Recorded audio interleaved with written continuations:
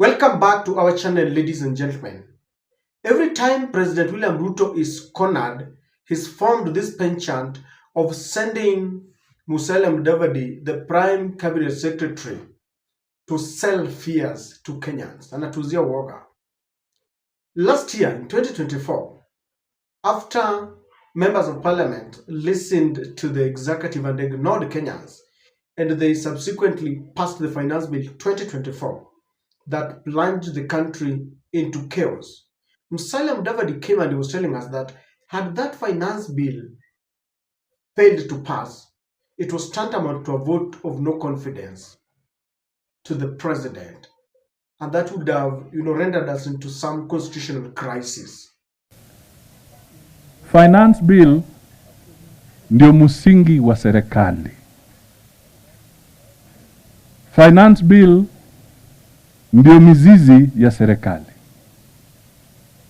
Kwa kimataifa, finance bill ikishindwa ama ikiangusha, the net effect, kusema ukweli, ni kwamba serikali imeng'olewa mamlakani. It is equal to a vote of no confidence in a government. Not only that, I remember there was a time immediately just after that 2024, and they were running battles. Gen Z said enough is enough.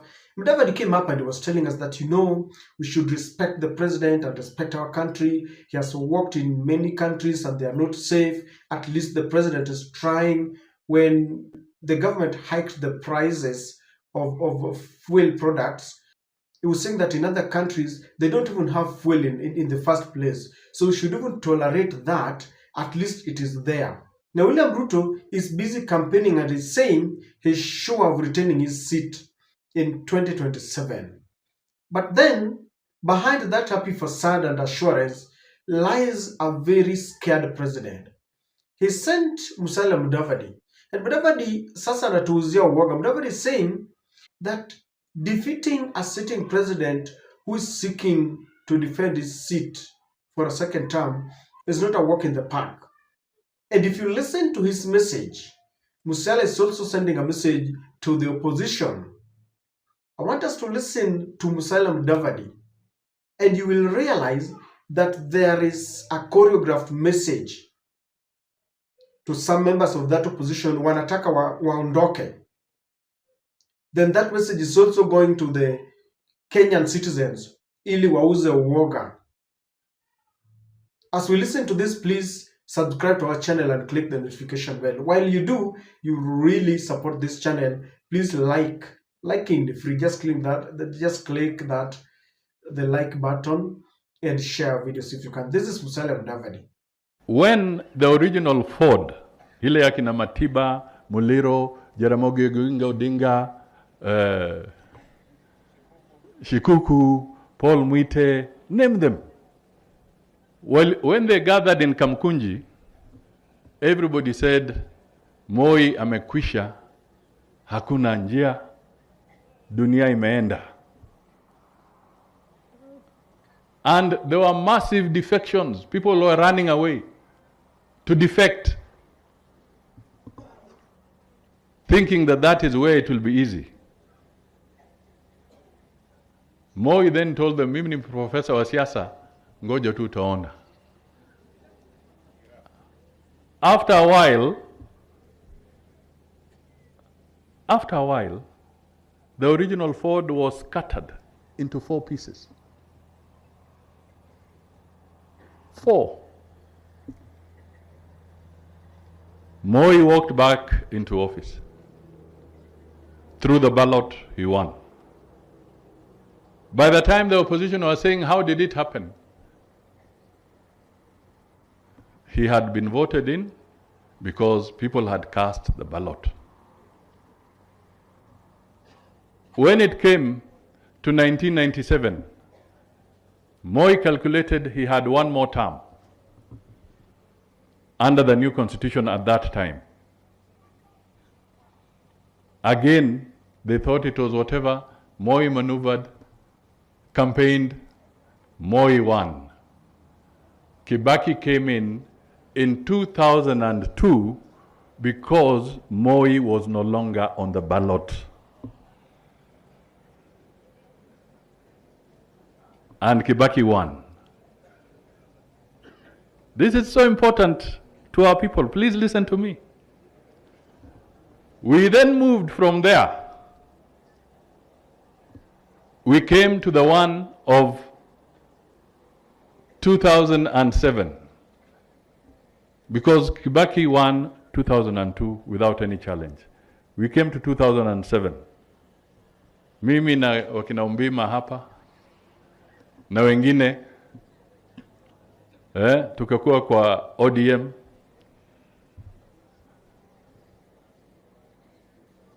When we had that ndizi na chungwa, tukazunguka. In 2005 when we won the referendum, tukafikiri tumeshinda. Huyu mzee Kibaki sijui alisema hiyo ilikuwa referendum, haikuwa general election. Kufika general election in 2007-2008, Kibaki akabadilika akakuwa PNU. Kibaki was a different person. Whether we debate or whatever, he got his term.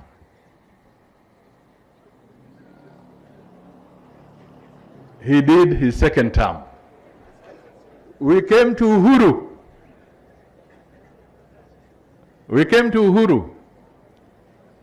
Uhuru won his first term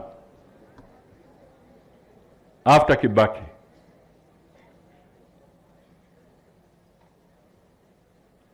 Then tukaingia 2017. Wakati ule watu wakasema, we Musalia, tumekasirika na wewe. Sasa fanya kazi na baba namna hiyo. Nikasema all right, lazima tufanye namna hiyo. Nikakubali, nikaunda NASA. Mimi ndio nilikuwa nikisema NASA Uhuru, NASA Ruto, NASA hawa. Ama mmesahau? Si ndio mimi niliunda National Super Alliance. Nikazunguka Kenya nzima na NASA.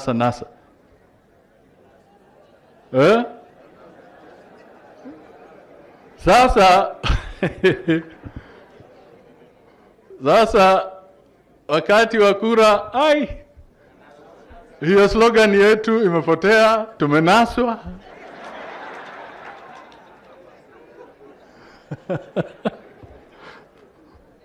Mambo ikabadilika. And Uhuru got his. Wakasema, tuende tufanye nini, hata petition, kufika petition, kumaliza petition. Now kurudi kwa uwanja, engine imekoza mafuta, mambo imekuwa ngumu. Uhuru akapata his second term. So to defeat an incumbent who's looking for his second term is something else.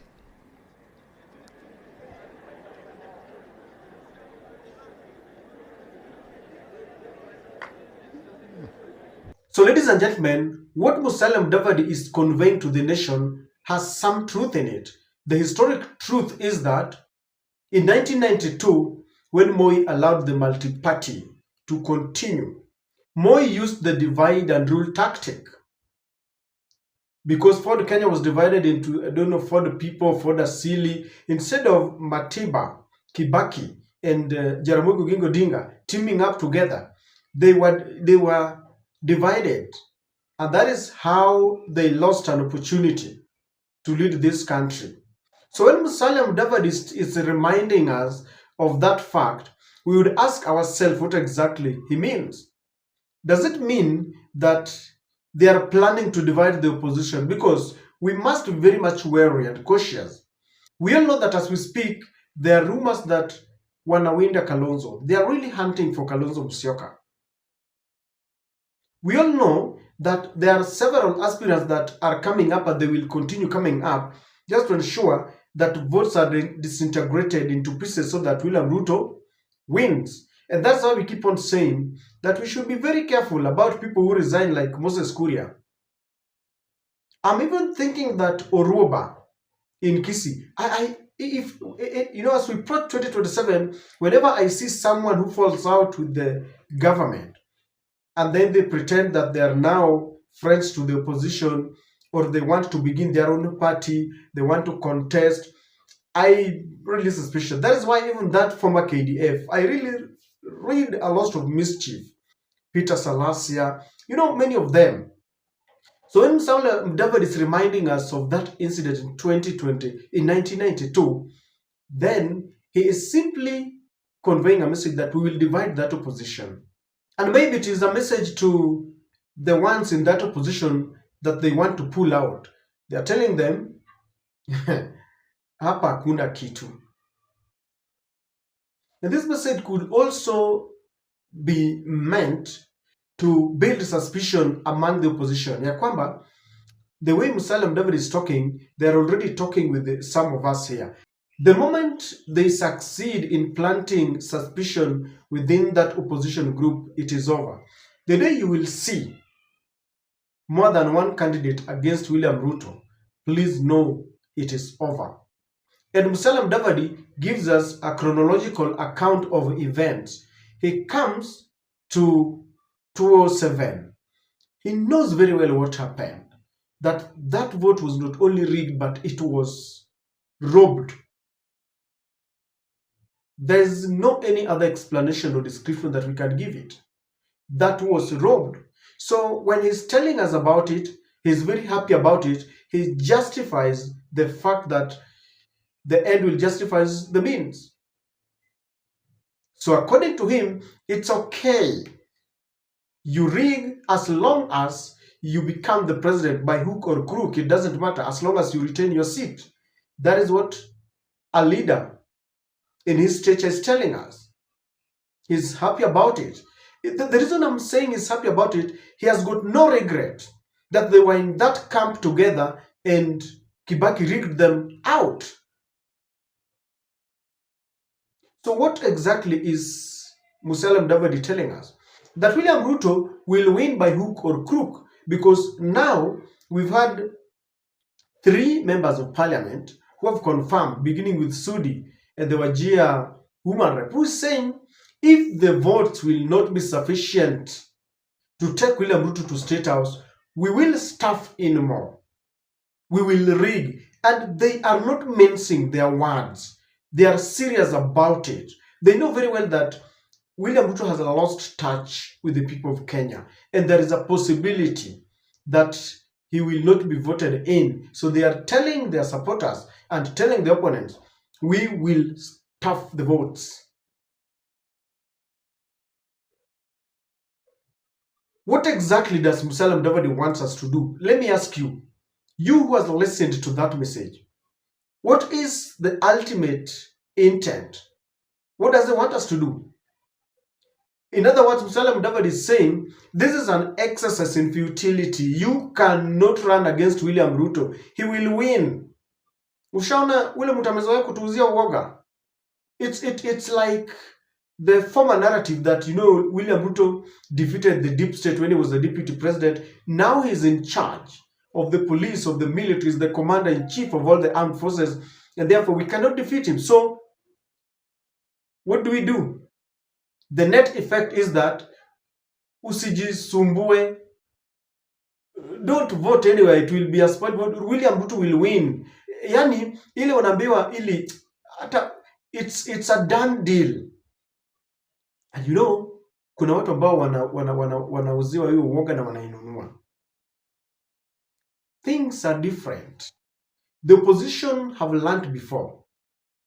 If they will allow any slightest division among them, they shall have become the greatest disappointment in this country. And this time round, if there is something that will divide that opposition, is ego. Matiang'i anataka yake, Kalonzo anataka yake, maybe natembea anasema hey, mimi nimechukua votes za Western, sasa siachi mtu. That will be the sweetest and the surest way to Ruto retaining power. One thing that Musalia Mudavadi does not realize that things have also changed. Even in 2020, in 2007, that was not rigging, it was robbery with violence. We have a new constitution. They cannot use that tactic. That is why Uhuru and Ruto used another tactic in 2013 and 2017, even in 2022.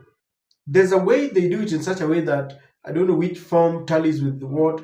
It cannot happen like the way it happened in 2007. Another thing is that in 2022, William Ruto confused some of our brothers and sisters. The Hustler Nation, the Mama Mbogas, watu wa boda boda, the church, it was easier for him to read. At least he had the numbers. Today, by the way, it's very difficult to read without numbers. When you take the country by storm, the way Ruto did, he painted the country yellow, it's easier. At least you can justify that. How will we rig? The country is not with him. I don't know whether there is anyone who will swallow the bait once again. He cannot call himself a hustler.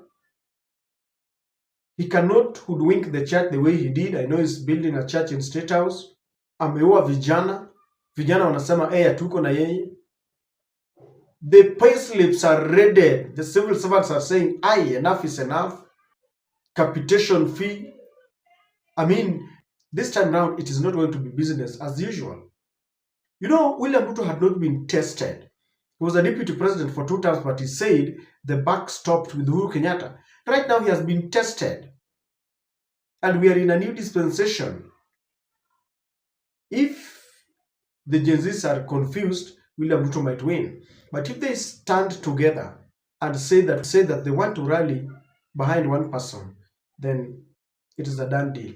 So hii mambo ya kutuuzia uoga haiwezekani.